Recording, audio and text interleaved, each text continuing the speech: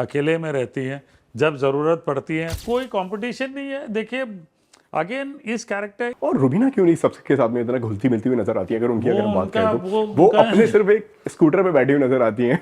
वो उनका वो नेचर है। I would say it is not that she does not do. वो उनका नेचर है। मैंने ऑब्जर्व किया ओवर दिस लास्ट इतने एपिसोड्स हो गए हैं अभी, मैंने हमेशा ऑब्जर्व किया कि वो अपने आप में रहती हैं, अकेले में रहती हैं।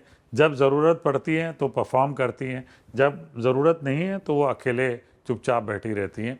वो उनका नेचर है, वो personal nature, I would say वो पर्सनल ट्रेट होते हैं कि इंसान के, कि वो सब में घुल नहीं जाते। अब मैं भी जब ब्रेक होता है तो मैं भी चुपचाप अपना ये पैंट्री एरिया में अपने चेयर लेके बैठा रहता हूँ। And many times Krishna and Kashmira would say why don't you come and sit amongst us, हमारे बीच में क्यों नहीं बैठते आप? तो वो मेरा पर्सनल नेचर है कि मैं जब काम खत्म मैं चुपचाप अकेले मतलब बैठा काम से काम मतलब रखना। हाँ, मतलब फ्रेंडशिप सबके साथ अच्छी है, लेकिन मैं अपना चुपचाप बैठ जाता हूँ अपना अकेले। ओके, तो यहाँ पे जेल अप कर पाना थोड़ा मुश्किल होता है या इजी होता है, जो इंसान इतना नहीं, ये प्रोफेशनल तो होता है अपने काम के ये लिए? एक्चुअली पर्सनल नेचर है। ये पर्सनल नेचर वाली बात है। कुछ लोग बहुत ज़्यादा ओपन होते हैं, प्रोएक्टिव होते हैं, घुल मिल जाते हैं।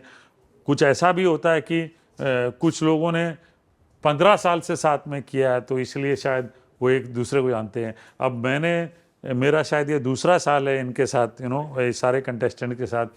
तो दूसरे साल में जितना मैं जान चुका हूँ, तो अगर मैं सीज़न 1 से यहाँ तक देखूँ तो अब डेफिनेटली सोशल मीडिया में हम हेलो हाय बोल देते हैं, पर्सनल मैसेजेस में चेंज भी कर सकते हैं।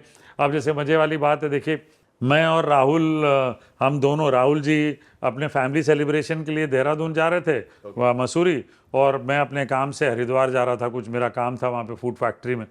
तो अब वो शूट के अगले दिन ही था और दोनों की सुबह मॉर्निंग वाली फ्लाइट थी, और मैं भी उतना ही थका हुआ था जितने वो थे। तो हम मिले, तो मैंने तो राहुल को बोला मैं तो सोता हूँ भाई, आके देखिए उन्होंने फ़ोटो खींची मेरी सोते हुए।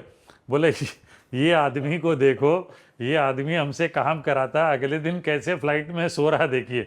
एंड बिलीव मी, मुझे तो फ्लाइट में नींद आ जाती सर। फ्लाइट टेक ऑफ करने के पहले ही आप मैं सो बैठे और जाता। आप सो गए? मैंने राहुल को बोला, राहुल मैं तो बैठते ही सो जाता हूँ।